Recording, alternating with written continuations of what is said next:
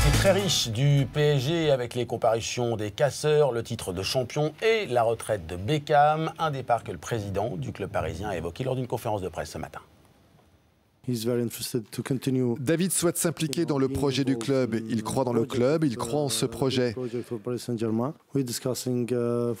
cours des 2-3 prochaines semaines, on va voir si on arrive à signer cet accord avec lui ou pas.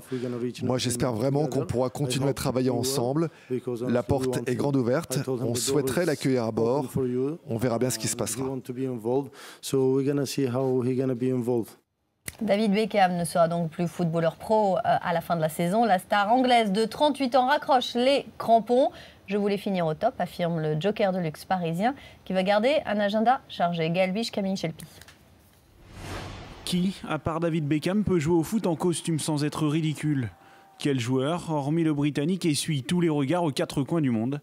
Qui est aussi à l'aise devant les photographes que balle au pied? David Beckham, personnage central d'une histoire bâtie pour plaire. Il a contribué à véhiculer les idées de l'élégance, de la relation avec le public. Il a probablement contribué à faire aimer ou mieux connaître le football par les femmes. Il y a aussi des familles, il y a aussi des enfants pour qui Beckham n'est pas simplement un footballeur, mais aussi une icône, une idole. Derrière le conte de fées, un majestueux compte en banque. Aujourd'hui, la fortune de David Beckham est estimée à plus de 200 millions d'euros.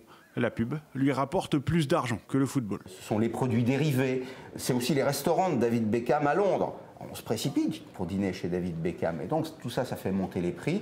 Et donc il est devenu une petite entreprise unipersonnelle. Ajoutez à cela l'image d'une famille parfaite. Chez les Beckham, l'après-football se prépare depuis bien longtemps.